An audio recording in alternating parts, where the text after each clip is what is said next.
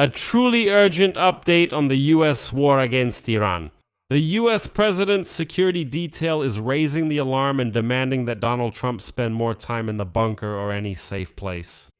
Iran has developed a new specific plan to assassinate and eliminate US President Donald Trump, and a crowd of Iranians during Ali Khamenei's funeral was demanding retribution against the American president. At the same time, Trump himself publicly admitted that the Iranians could eliminate him at any moment and has already given instructions to his administration on what the United States should do in such a case. And all of this is happening exactly at the moment when Donald Trump himself announces that the truce with Iran is over. The two countries are once again exchanging missile strikes. The aircraft carrier Abraham Lincoln is now loading ammunition, and American media are once again counting how many American soldiers are in the region and whether there are enough for a ground operation. In this episode, we'll break down step by step what has happened over the past 48 hours, how real the threat of Trump's elimination is, and what will happen now with the war that Trump declared over just a month ago. And today he added that the US has supposedly already achieved all its goals in this war, including the fact that Iran has no nuclear program. My name is Pechiy. Let's discuss this whole topic together, but before we start, please subscribe to this YouTube channel. We are approaching the mark of 300,000 subscribers, and I would appreciate your subscription. Please like and leave your comments under this video.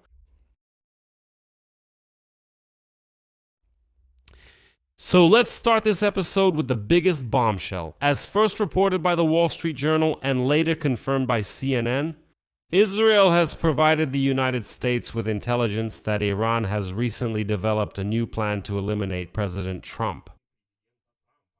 Two sources familiar with the situation reported this but left out a key detail. This adds an extra layer of tension just as the ceasefire deal between the US and Iran is falling apart. But the key word here is specific. One of the sources clarified that the warning came this week, while another explained the difference between what they call background noise, like Iran planning to take out Trump, and a real threat. In recent weeks, the US has indeed been receiving a steady stream of intelligence about possible plans to take out Trump, but the warning from Israel was new and concerned a specific plot, so this is already something concrete. The details of the plan itself have not been disclosed yet. But in the squares of major cities all over Iran, during the farewell to Ayatollah Ali Khamenei, crowds of Iranians were holding huge banners calling for the elimination of Trump. And Iran's shadow regime even started spreading rumors that the Islamic Revolutionary Guard Corps is ready to pay a reward. It's a multi-million reward for the elimination of the American president. Donald Trump himself responded to the threat with his signature mix of bravado and grimness. Answering journalists, he said, quote, "Ay ummai." They want to take out the leader of the United States of America, me. I'm on all the lists. I saw this morning I'm on every one of their lists. And so far maybe I've been a little lucky, but maybe this luck won't last long. And then there's the characteristic Trump-like image, which says a lot about his attitude. Quote, "These are evil, sick people, and we have to burn out this cancer. You know what you have to do with cancer? You have to cut out cancer at an early stage. That's how I feel." And later he added that he learned about a new list where he is listed as Iran's #1 target. And today, July 10, Trump stated that he has already given the order to his entire team, his whole administration, to bomb Iran in the event of a successful assassination attempt on him. So, Trump is clearly afraid of this scenario. In the case of Iran and Trump, there is a long and well-documented history of assassination attempts.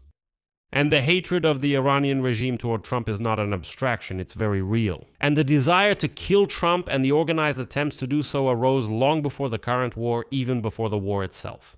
They go back to January 2020, when an American strike killed the commander of Iran's Quds force, Qasem Soleimani. Since then, Tehran has vowed to take revenge, and these are not just empty promises. In particular, the United States Department of Justice has tracked and foiled several specific operations over these 6 years. Back in 2022, charges were filed. Charges were brought against Iranian Shahrampur Safi for organizing a plot with a $300,000 bounty on the head of former National Security Advisor John Bolton. And at the same time, former Secretary of State Mike Pompeo was named as a target with a $1 million bounty. In November 2024, the U.S. Department of Justice announced an indictment for an active conspiracy to commit murder for hire directed by the Islamic Revolutionary Guard Corps. So, as you understand, there were several investigations. Indeed, the IRGC tried to eliminate Trump's team, and now there's this new ominous backdrop. These very days in Iran, they were burying the supreme leader Ayatollah Ali Khamenei, who was killed at the beginning of the war. And at his funeral, crowds of Iranians were chanting calls for Trump's death. During the mourning processions, slogans like "Death to America" were heard. And on the streets, they put up a huge banner, a big red banner with the words, "We will kill Trump." Well, you know, when an entire country chants the name of a target at a state funeral, then intelligence about a specific plan stops being, or at least stops looking like, fantasy. But real analysis still requires honesty, and there's a second layer here that can't be ignored. Some American officials look at the Israeli report, at the Israeli intelligence, with suspicion, and here's why. Other American officials have suggested that the Israeli report might be an attempt to influence Trump's decision at a time when he's weighing whether to increase American military action against Iran. Simply put, there's a theory that Israel, the Israeli intelligence community, is feeding information about an alleged assassination plot by Iran in order to push Donald Trump toward a tougher stance. Two sources confirmed that the US did not verify this information themselves and had not been tracking this Iranian plot before the Israeli warning. One of the sources said directly, "In the intelligence community, some people are always skeptical about Israeli reports." And the current report is partly seen as part of a broader effort by Israel to influence Donald Trump's thinking on Iran. And the context of that relationship matters here. Israeli Prime Minister Benjamin Netanyahu has been deeply skeptical of Trump's diplomacy with Iran from the very beginning and has clashed with him over Israeli military actions in Lebanon, which complicated the negotiations. So, Netanyahu has both the motive and the access to influence Donald Trump. That doesn't mean, by no means does it mean, that there is no conspiracy. It means that there is a whole separate game playing out around it. And to be fair and impartial, I have to mention this nuance, which I just did. Now, on to the second major part of this day. While the intelligence agencies are exchanging reports, the war itself has flared up again. On Wednesday, Donald Trump publicly announced that the U.S.-Iran Memorandum of Understanding and Ceasefire are over and gave the order for 2 rounds of airstrikes. And today, July 10th, he repeated this in his categorical manner on the social network Truth Social. Quote, "The Islamic Republic of Iran asked us to continue negotiations. We agreed, but the U.S. made it absolutely clear to them that the truce is over." What preceded all this? A sharp escalation in the Hormuz Strait. Iran, let me remind you, attacked 3 commercial vessels at once. The US responded with strikes on about 90 targets. Iran launched counterattacks on American bases in Bahrain, Kuwait, even in Qatar and Jordan. The US carried out strikes and then paused deliberately to avoid uncontrolled escalation, and to still give diplomacy a chance while keeping the list of targets as a means of pressure. And as American media have already reported, on the aircraft carrier USS Abraham Lincoln, crews were arming the fighter jets and pilots were practicing sorties in case an order was given. The ship's commander told the thousands of crew members briefly, "It's heating up." And here's where it gets most interesting, because Trump's statement contradicts what's happening behind the scenes. Formally, he shouts that the truce is over. In fact, the United States agrees to continue negotiations. How should we understand this? The answer is that the mediators are desperately fighting to save the deal. Qatar, Pakistan, and other regional mediators are trying to de-escalate tensions and revive negotiations on the nuclear deal.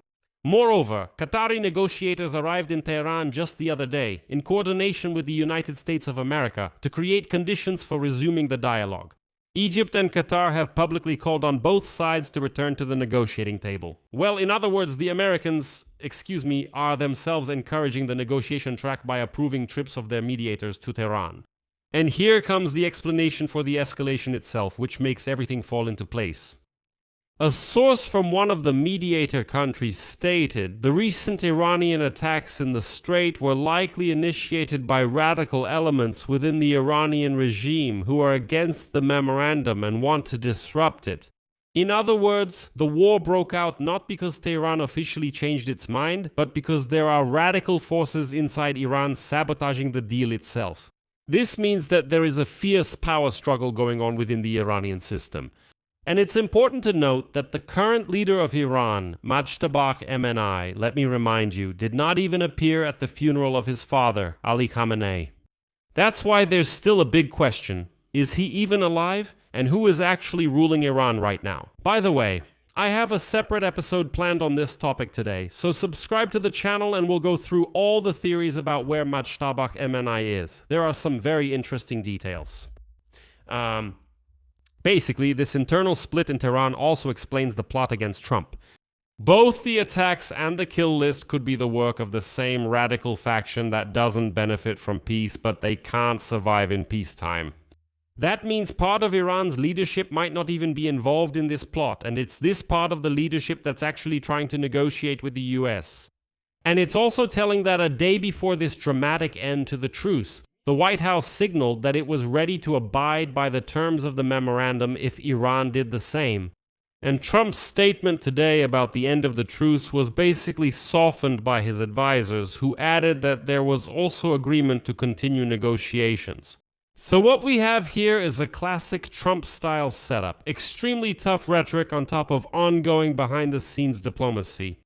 So this phrase, end of the truce, is not a declaration of war, it's more of a negotiating stance and a shout meant to push his counterpart to give in. And this is the most important thing here. Why do both sides, while exchanging blows and threats to kill, still don't want to break off negotiations completely? Because there's too much at stake. The memorandum signed on June 17 extends the truce for 60 days, provides for the opening of the Hormuz Strait, lifting the blockade and lifting sanctions in exchange for Iran's commitment to never develop nuclear weapons. The parties are moving toward reaching a full nuclear deal by mid-August. But the very foundation of this deal is shaky for 3 reasons. The first reason is that the nuclear issue has not been resolved. American intelligence is skeptical that a full-fledged deal will ever be finalized, since some officials don't believe that Iran is ready to make nuclear concessions. But there is also another side to this story. After more than 4 months of war and huge costs for the US and the world economy, and all this is for the sake of achieving goals that have not yet been realized, such as obtaining Iranian nuclear materials and concluding a deal that would prevent Tehran from ever acquiring nuclear weapons, Trump suddenly declares that none of this is even necessary. Now pay attention. Now pay attention. Donald Trump stated that the war is already considered successful because Iran is already denuclearized. That is, it seems that Iran's nuclear program magically went back to being considered completely destroyed at the very moment when it looks like Trump's attempts to make a deal are really falling apart. By the way, on Wednesday at the NATO summit in Turkey, Trump repeatedly made this argument. When asked whether the war had reached a strategic dead end, Trump insisted it had not, since it had already been a success. And next I'll quote him, and honestly I was really shocked by it. Donald Trump stated, "I was there, meaning in Iran, for one reason: Iran must not have nuclear weapons. I call this the denuclearization of Iran. And it happened. They will never have nuclear weapons. Iranian nuclear materials are now so deep under a mountain that it's almost impossible to reach them. The US can see the nuclear facilities on camera and guarantee that no one can access them. They don't have and will not have nuclear weapons." But here, of course, a logical question arises. If Donald Trump calls it a success that the nuclear materials are buried underground, then why did he even start a war against Iran on February 28 of this year? After all, the nuclear materials were buried back in June 2025. And if Trump says that Iran's denuclearization means they buried the nuclear materials, well, they did that more than a year ago. So why did they need to restart the war now? And the second reason is Lebanon. The ceasefire should also apply there, but Israel is fighting Hezbollah there, and a single rocket could undermine the entire peace arrangement. And the third reason is the figure of the new supreme leader. The son of the slain Khamenei, Majteba, did not appear publicly at his father's funeral, and now what is on Iran's mind? That's a huge question. And most importantly, who is running this country is also not entirely clear. Now let's put this whole puzzle together. Over the past 48 hours, the world received two sensational signals at the same time. The first signal is that Iran, according to Israeli intelligence, is preparing a concrete plan to eliminate Donald Trump. Against the backdrop of crowds chanting the phrase, "We will kill Trump," and a 6-year history of real conspiracies. And second, Trump declares the end of the truce and the sides start shooting at each other again in the Strait of Hormuz. But the reality is more complicated and more alarming. The conspiracy against Trump is as real as the regime's hatred. But the way it's presented could be part of an Israeli game to push the US to take a tougher stance. And the phrase "end of the truce" isn't a break, it's just a negotiator's tactic. Behind the scenes, the Qataris are flying to Tehran, and Washington agrees to keep talking with the Iranians. And the most dangerous thing here isn't the official leaders, but those radical forces inside Iran who sabotage the deal with attacks and may even be preparing an assassination, because for them, peace is a defeat. I'll leave it at that. Share your opinions and conclusions in the comments below this episode. Subscribe to the channel, hit the bell, and don't forget to like. If you want to support the work of this YouTube channel, you can do so with any donation using the links and details in the description of this video. I would be grateful for that. And make sure to subscribe. That's all for now. Take care. Bye, everyone.